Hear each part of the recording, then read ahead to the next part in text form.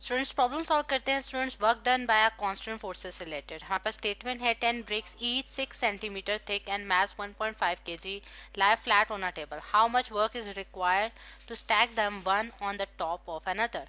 अब अगर हम देखें स्टूडेंट्स के हमारे पास जो पहली अरेंजमेंट है, यानी कि जिस अरेंजमेंट में हमने टेबल के ऊपर ब्रिक्स रखी हुई हैं, वो कुछ इस तरह से है कि फ्लैट टेबल के ऊपर आपने रैंडम ब्रिक्स रखी हैं जो कि हॉरिजॉन्टल पोजीशन पे लाई कर रही हैं, और इनका कितना नंबर है 10 नंबर हमारे पास हैं ब्रिक्स, और इनकी जो थिकनेस है यानी कि यहाँ से यहाँ तक का जो डिस्टेंस है वो हमारे पास कितना है 6 सेंटीमीटर। अब ये सारी चीज़ें हम डाटा में कलेक्ट कर लेते हैं वन बाय वन। हमारे पास सबसे पहले हमें नंबर गिवन है, नंबर ऑफ ब्रिक्स हमारे पास 10 है स्टूडेंट्स, और इनकी जो थिकनेस है अगर मैं एक्स से डिनोट करूँ तो मेरे पास कितनी है 6 सेंटीमीटर, और इनका जो मैस हमें गिवन है वो है 1.5 kg। 1.5 kg, ठीक है। और हमने क्या फाइंड आउट करना है स्टूडेंट, वर्क डन कैलकुलेट करना है। अब वर्क डन हम क्या करना चाह रहे हैं कि हम इसकी एक अरेंजमेंट बनाना चाह रहे हैं कि टेबल के ऊपर हम इन ब्रिक्स को अरेंज करें, यानी कि एक ब्रिक के ऊपर हम जो है वो दूसरी ब्रिक को रखें। जिस तरह से यहाँ मैं आपको फिगर में दिखा रही हूँ कि एक ब्रिक के ऊपर मैं दूसरी ब्रिक जो है वो इस तरीके से अरेंज करना चाहती हूँ।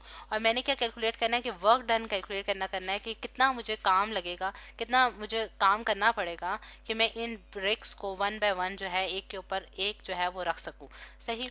अब अगर हम वर्क डन कैलकुलेट करें तो हमारे पास work done by the constant force का जो कॉन्सेप्ट आ जाता है स्टूडेंट्स, क्योंकि इसमें एक कांस्टेंट फोर्स लग रही है, यानी कि हम फोर्स जो है वो कौन सी है, इसमें ग्रेविटेशनल फोर्स है, यानी कि अगेंस्ट द ग्रेविटी हम काम कर रहे हैं।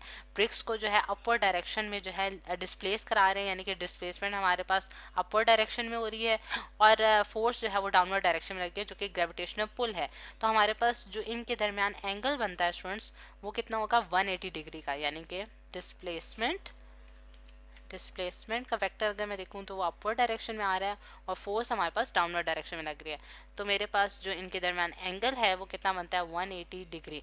और हमारे पास फोर्स का क्या फॉर्मूला होता है स्टूडेंट्स, फोर्स हमारे पास होता है F D into cos of theta, यानी कि हमारे पास फोर्स और डिस्प्लेसमेंट का प्रोडक्ट है, और इनके दरमियान जो इन दो वेक्टर्स के दरमियान एंगल जो होता है स्टूडेंट्स हम उसे थीटा से रिप्रेजेंट करते हैं।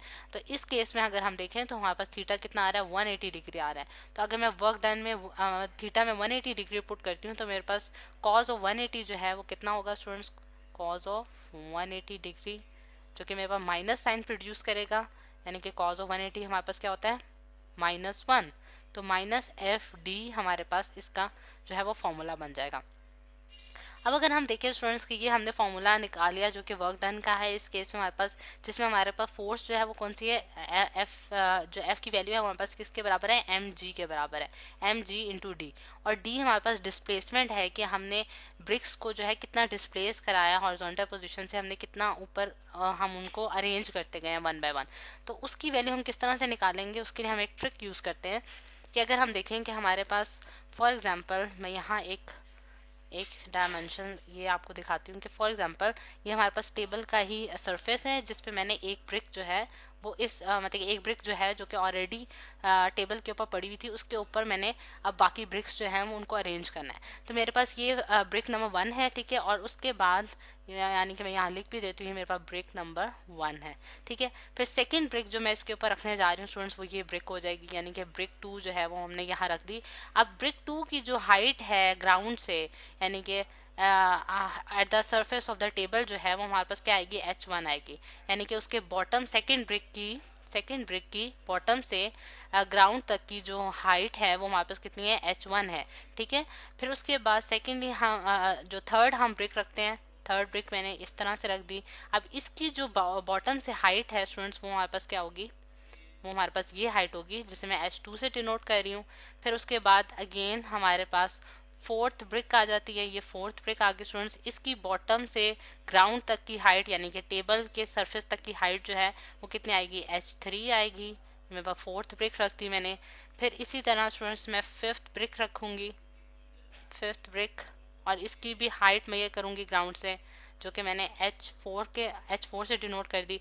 और सिमिलरली अप टू h9 तक हम जाएंगे और हमारे पास जो है वो 10 ब्रिक्स जो हैं वो पूरे हो जाएंगे, यानी कि 6, फिर उसके बाद 7, फिर उसके बाद 8 और फिर 9 और फिर 10, ठीक है। तो आप 10 ब्रिक तक अगर देखें तो हमारे पास यहाँ जो हाइट बनेगी वो h9 हाइट बन जाएगी, यानी कि ग्राउंड से उसकी जो हाइट है, ठीक है। यानी कि जो हमारे पास जो टोटल डिस्प्लेसमेंट है स्टूडेंट्स, यानी कि डी जो है वो हमारे पास सम ऑफ दीज हाइट्स है, यानी कि हम कितना कितना इस ब्रिक को ऊपर लेके जा रहे हैं। तो H1 अब यहाँ मैं लिख देती हूँ 1 by 1, H1 plus H2 plus H3 plus H4 plus H5 plus H6 plus H7 plus H8 plus H9, ठीक है। 9 ये मतलब कि हमारे पास निकली है डिस्प्लेसमेंट्स जो हमने परफॉर्म की हैं इन ब्रिक्स को अरेंज करने के लिए, ठीक है। अब H1 जो है वो स्टूडेंट्स क्या होगी, अब H1 की वैल्यू देखते हैं सबसे पहले। अगर H1 की वैल्यू देखें, यानी कि इसकी जो थिकनेस है वो उसके बराबर H1 आ रही है, जो कि हमारे पास गिवन है, जो कि हमारे पास कितनी है स्टूडेंट्स 6 सेंटीमीटर है, यानी कि H1 की वैल्यू क्या आ रही है 6 सेंटीमीटर। और H2 की वैल्यू क्या आएगी, क्योंकि आप यहाँ से जो आपने सेकंड ब्रिक इसके ऊपर रखी है तो आपने 6 प्लस 6 करेंगे तो H2 हमारे पास कितने आ जाएगी 12 सेंटीमीटर आ जाएगी। फिर H3 आपने कितना गया 1 2 3, तो H3 हमारे पास कितना आ जाएगा स्टूडेंट्स 18 आ जाएगा, ठीक है, 18 सेंटीमीटर। और सिमिलरली जब आप इस हाइट पे जाएंगे, यानी कि H4 4 ब्रिक जब आप ऊपर रखेंगे तो H4 हमारे पास कितना हो जाएगा स्टूडेंट 24, यानी कि आपने 4 टाइम्स जो है वो 6 को 6 4 जा 24, या तो आप 6 को ऐड कर दें 4 टाइम्स या फिर 4 से मल्टीप्लाई कर दें, एक ही बात है। तो हमारे पास इस तरह जो है वो इनकी हाइट्स की वैल्यूज आ जाएंगी, जो कि हमें फॉर्मूला में इनपुट करने लगी हूँ। H1 हमारे पास क्या आ गया 6 प्लस H2 हमारे पास कितना है 12 प्लस H3 हमारे पास कितना है 18, H4 हमारे पास 24, H5 जो है वो हमारे पास क्या होगा स्टूडेंट्स 30, 6 5 30 और 6 6 36, यानी कि 6 टाइम आपने उसको ऊपर किया है, ऊपर लेके गए हैं।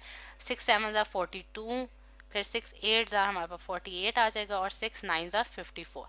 तो यहाँ तक जो है आपकी 10 ब्रिक्स जो है वो कंप्लीट हो रही है स्टूडेंट्स, और उनकी जो टोटल जो आपने उनको जितना डिस्प्लेस किया है या फिर जितनी हाइट तक उसे लेके गए हैं वो आपने कैलकुलेट कर लिया।